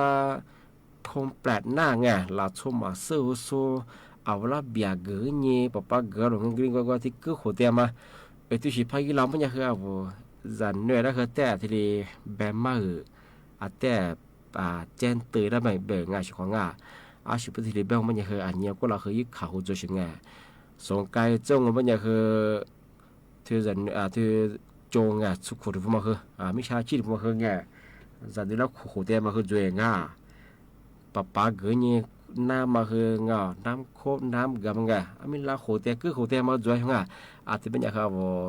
จันนี่แล้วแต่แบบมาได้แต่เตยได้ปีควันนี่แหละมาซื้อหัวสูงคมแปลนหน้าป้าเกยฟูเกยสิเกยที่เกยว่าคือถาจีที่มาคือแต่ที่เดแบบมาได้ปีคว้าเอาช่วงนี้มาจ้างจักว่าฮอนนาเยียจันเนี่ยจะเปิดเป็นน่าจะส่วนละนี่เบียก็คือหัวเตียมาคือกรีนได้สิของบางอย่างจันเนี่ยช่วยได้แต่แบบมาได้ปีคว้านี่แหละมา就是ผู้บำแบบเบียนแบบเกยนี่คือหัวเตียเนี่ยคือถาเย่จันนี่แหละมันสิของชูเขาที่รู้จักว่าแบบจันเหมือนแบบมาได้แล้วสิว่าเกยนี่กจ้ากตัวคือเนี่ยมาเสือหัวสูงมันจะคือถาดูอาจารย์โนมาเสือเนี่ยส่วนนั้นคนนั้นจะติดคือเลี้ยงเธอเบียรุ่มแบงนั่งโคตรงป้ากจ้าคืออาจารย์ว่าจ้าที่ไหนยี่ลีไปคือสุดแบบนั้นยิ้มมือเนี่ยสื่อคือตามาเสืออาจารย์ตัวละแบบโนสิ่งนั้นว่าจะดึกฝันจาราเวงถ้าตัวเราว่ายี่ห้อจารงตั้งว่าจารงช่วงทำไมคือกลิ่นนั่งที่เป็นอย่างคือช่วงสงกรานต์อย่างคือเราช่วงเมียมาซื้อช่วงเมียที่เป็นเขามาแล้วก็กับเบียร์มาโกดูมาซาโมช่วงเราช่วงเมียก็ประจำเป็นอย่างปีขวัญนี่นะสัวสิกดัวมาซื้อหัวมันอย่างคือจานนั่งมันอย่างคือจานเชียงมาทัดจานดูจะดูสุดเนี่ยเสือหรือสิกตั้งมาซื้อ มาคือเมียเชียนแต่ละอย่างอ่ะแบบส่วนมันก็จำมันก็ตัวแบบก็คือเนี่ยเรียกว่าโขเตียแบบคือทันยีทักไก่ง่ะมาคือเนี่ยอันตรายไม่เชียนของงานมาคืออาทิตย์ยาที่ได้ประกาศแจ้งเตือนยังไงที่ช่วงสงกรานต์ที่ถึงบางงมันยังคือเอาช่วงสงกรานต์ยี่สิบคือกับเบียร์ก็เป็นยังคือไงสุขภาพเอาจะซื้อจะมาอะไรมายี่ผิดเฟงมันยังที่ก็อยู่มาจงมันยังคือยี่สิบเต็มยังคือที่งออาจจะผ่านเลยงอนี่มาถึงว่าคือโนพัดแต่เรามันจะกับผีเรื่องงูเป็นยังคือความมือเฮี้ยงไงถ้าสุดแต่แบบคือเตยไงถ้าโนชิดนูมีข้าวมือสูงงูมันสุดในหลีไรใช่ไหมอาทิตย์มันยังคือจะสุดจะมายี่ผิดเฟงมันยังคืออยู่มาจนยังคือเอาสมมติกับเป็นยังคือมาแต่ละมาคือข้างว่าหิควาจูสัตติงาอันนี้สูงคือสุดติงาที่ถึงบางงเป็นยังปีขวานุยสมมติกับเบียงงเป็นยังนุหิควาจะสมมติจะว่าคือกว่าว่าหิงกันกันจะว่างาว่าเสียขวาว่าคืออาแต่ฝาติงาอาเมื่อสั่งงเป็นยังช่วงสงกรานต์ยังคือมิชาชิงาชุกขู่คือด้วยงาโอ้กูถึงหิมานี่มียากกว่าสงกรานต์กับเบียวอันนี้เนี่ยคือยากมันคือเจอหันล่องงเป็นยังคือไงเฮียกว่าจะสมมติว่าคือโซเอาหิควานี่ไงจะสุดจะมาความมาคือโจงาอาทิตย์แรกก็ไม่ยากชอบงาเอาว่ามาซาปีขวาหิความมาเจ้าไม่คือเอาว่าเสียวขวาว่าพัทยาจะสุดแล้วคือฝ่ายตีงาที่ถึงบางก็ไม่ยากมาซาคือเอางมวยยังไงว่าว่ากล้องจอมปิดไงเอาวิกล้องจะคืออาทิตย์กันเหนือได้ชอบงาเอามาซาไปยี่กล้องจอมปิดคือยี่ผีคือผียามาโจงว่าอาแต่ข้าบ่คือแต่กล้วยงาบ้านเรามันยังคือเอาปีขวาหิขวามื้อมาจางมันยังคืองอเอาจาสุจะไม่ผิดมาคือสารพัดคือกล้องจอมปีมาคือกล้องคืนแต่ละคือแค่ไงปีขวางอเอาปีขวามันจะคือมาเลยสิละคืองอวิกล้องกับตุ้ยหน้างอปีขวาสุดฝรั่งคืองอวิกล้องมวยไงชอบงานมาคือถึงมาทะเลนั่นในอย่างงาปีขวาวิหิขวาจะสมจุไปงาที่นี่คือกว่าวิหิกันก็จะคือยาคือมาจางอยาคือกับเบี้ยยี่ฝาสมุนจะไปคืองาเอายี่ก้อนมากระด้คือยาคือยาข้างงาปีขวาอะไรสิ่งที่จะเรียกว่าเอายี่ก้อนมาแต่ยังคือหลักฐานได้สิ่งนี้จะชิมางาที่มาคือถึงมาที่นี่เป็นเฉพาะงานที่ถึงบางก็ไม่ใช่เฉพาะงาว่าหล่นนักก็พับเปียงปัญญางาเอาลูกคือโซโดโลโซงาจุโซติจุจุดิงาเอาโลดมางปัญญาลูกเกณฑ์แบลูกกับบาดงาว่าลิมูข้านี้เอาพักโกโยงปัญญางานู่นแหละแพ้ข้านี้กว่าถึงพูนิงาพูหน้าพูนนามาเฉพาะงาแบบนางอมุสาเบกลุ่มวิชาชิมพูมาคือคือแทงไงยากว่าใช้ลิมูไงสุกว่าเอาลิมูพักโกยมาอยากว่าลิมูว่าอีสัญญามันไงว่าขาดเคลื่อนมันอีน้ามันไงยากคือกดขายแล้วเฉยไงบ้างเขากูเนี่ยคือเอาประตูมาล้อมมาคือดีหน้าไงเฉพาะบอกเห็นมาคือเนี่ยเขาก็ด้วยไงอันนี้ก็คือไงเอาเฉพาะไงช่วงสงการคือมันแล้วก็กระเบียงไงหลุดแล้วก็พับเบี้ยมันจะคือหลุดโซ่มันยังไงเอาลิมูเขาเนี่ยกูยุบก็คือนึกว่าแต่เสียเวลางี้ไงยุบฟูยิงไงฟูดำไงฟูมันดำมันจะคือปลอดภัยเฉยไงแต่ก็โทษเนี่ยโน่ลิมูกูเนี่ยคือที่ได้ยืนไงยิ่งมาฟูยิงไงแบบน่าจะโน่ลิมูกูแล้วมาคือยิ่งมาจุบมันยังไงอาจารย์สุขเดียวจะใช่มาขุดเองไงจ้าสุดจะมาขุดเลยมันง่ายเฉพาะไงจ้าโน่หลุดพักเตะไปเฮ้ยทำไมคืออย่างมาสร้างไงหลุดที่ก้าวฟุ้งไปเฮ้ยฟุตบอลซื้อมาเฮ้ยงอยิ่งขู่ยิ่งสร้างงอยิ่งสร้างขุยยิ่งสลิดขู่งอเฉพาะไงแต่ก็ตัวไปเฮ้ยฟุตบอลว่ามาเฮ้ยงอคือควาสร้างอะไรไปเฮ้ยหลุดที่ก้าวฟุ้งมาเฮ้ยคือหัวไงหลุดเลยมันหลุดคือไงอะไรบ้างครับหล่นแล้วก็เป็นยังไงมาคือเนี่ยแต่กับตัวนี้แต่กับกุญแจเฉพาะงานคือส่วนที่มาฝุ่นดำมางานมาเคยถึงมาที่ดีประกาศแจ้งเตือนช่องงานเฉพาะงานที่บ้านของปัญญาเฉพาะงานมาคือในปีมาคือที่แรกจงมาคือเรื่องสงกรานต์ไงที่ช่วงปีใหม่เมืองว่าที่สื่อสารเนี่ยข้อนี้สมวนเนี่ยเฉพาะงานติดกับตัวมาคือสื่อเนี่ยคือกันย่องบ้างมาแล้วกว่ากับเบียร์เฮงเฉพาะงานมาคนเดียวมากว่าชื่อจามงที่เป็นอย่างคืออาจารย์ที่ขวาหมดแล้วของงานนี้มั่วขวานี้สามมั่ววันลิสุ่งไม่เคยเนี่ยที่ขวาที่หมดแล้วที่ขวาที่นี้มาคือนี่ขวาด้วยของงานอะไรแบบนี้นะครับรายการลิสุ่งนั่นนะสู้ถ้าไลฟ์สวยตีสุดก็คือบ่โม้งานว่าเชื่อเขาว่าคือนั่นนะสู้ก็คือ就是这么复杂许多话个咩我真啊ที่นี่คือที่นี่ก็ที่นี่花贵เจง我说话ว่าคือคือบ่โม้งาน花สวัสดีครับ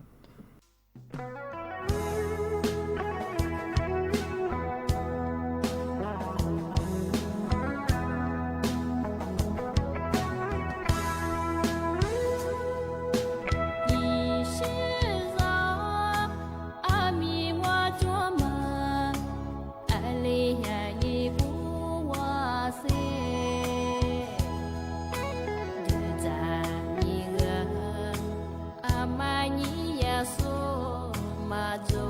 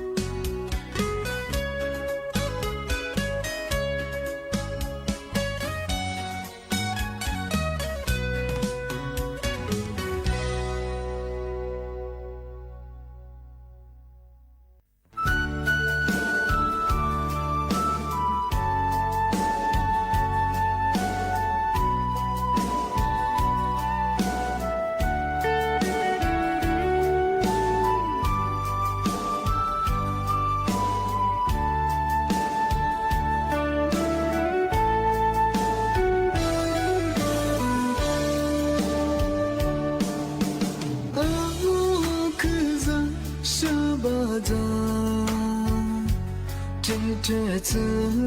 努力我没买单，别的梦是你别顾不到，可路线路的河。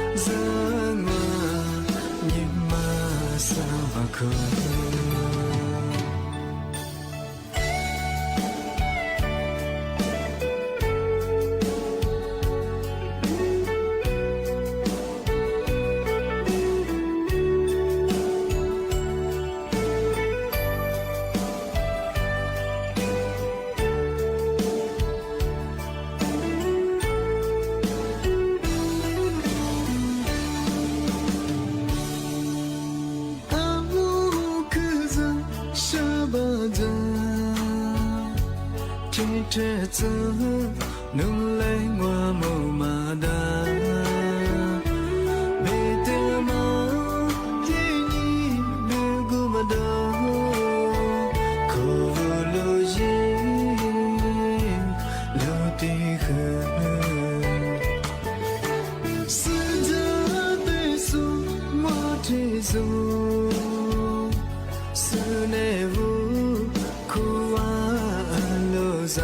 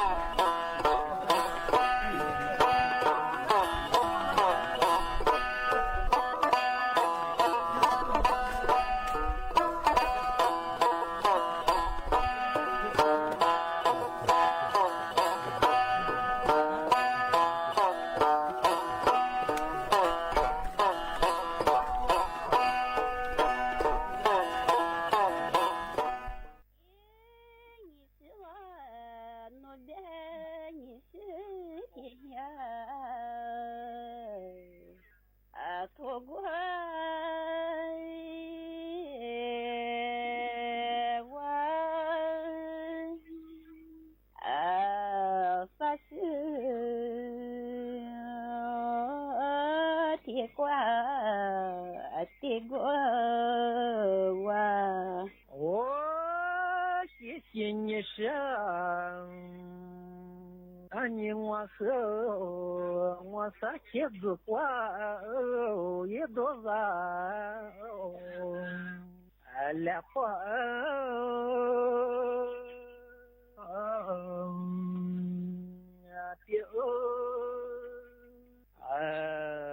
发光也难忘来月的。你是我弄的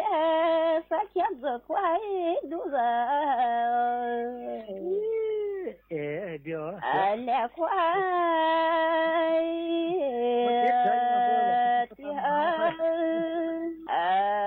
也快多少来月的。哦，谢谢你呢，你我和子花也你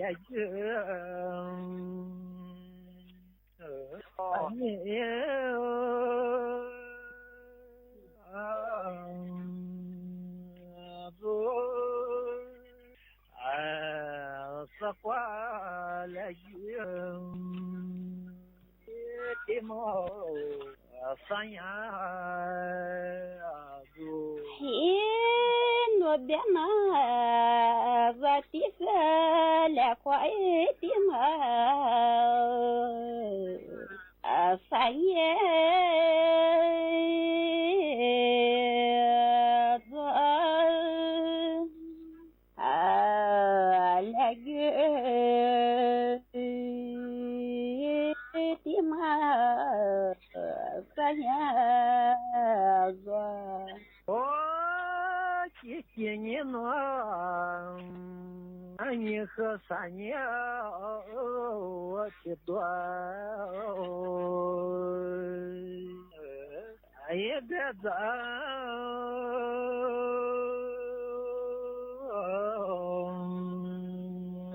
老三年也的苗。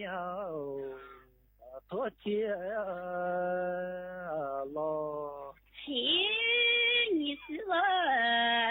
我的翻译多，别在那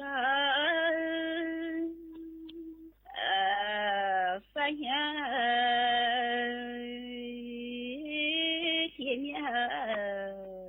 多谢了，谢谢你生，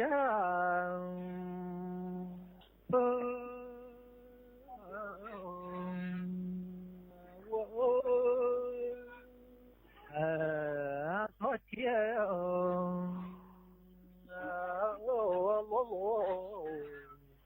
撒花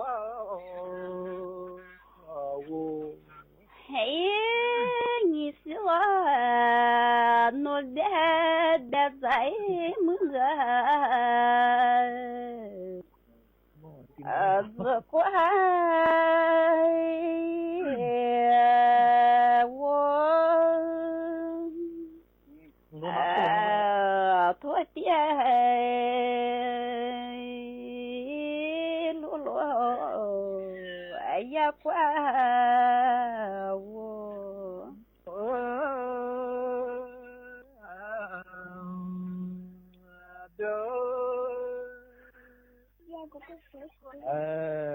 也讲我们呀就我的那我的我的日子也过马做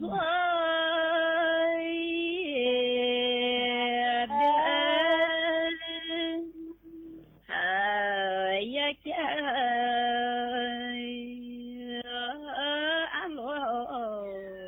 มาเฮียเดียว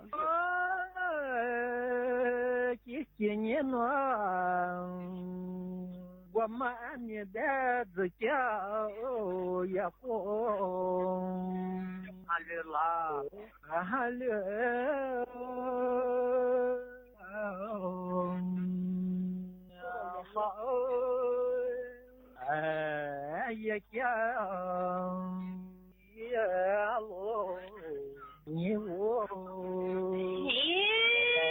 Дена, они закяй гуха,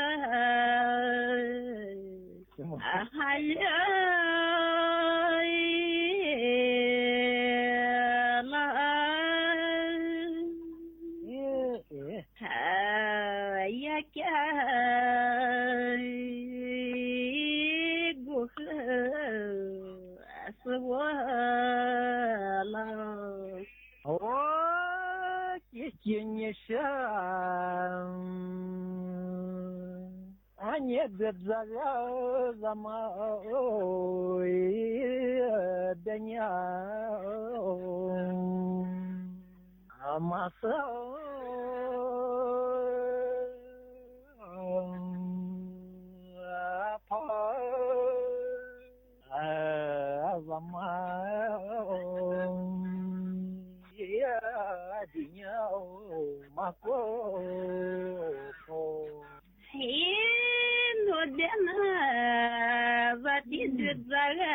за мои дня,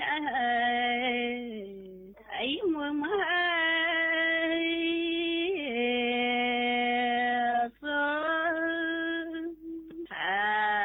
за мои дня,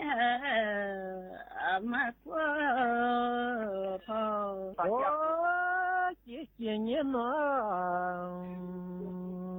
Кашеха затя и гума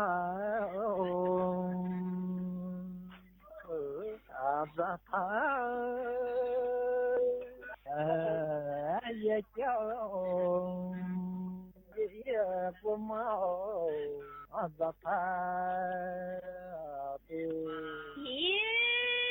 Дена, они закяй гума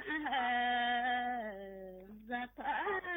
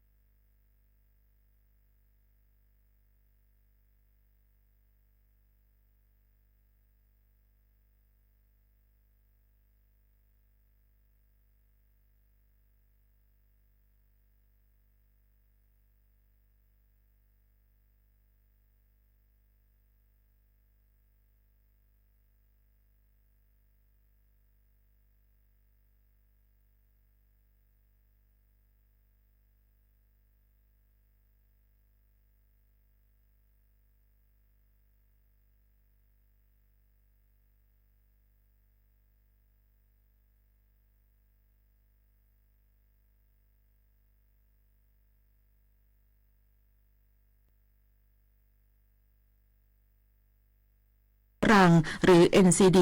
ที่พยายามขับเคลื่อนให้คนไทยตระหนักและป้องกัน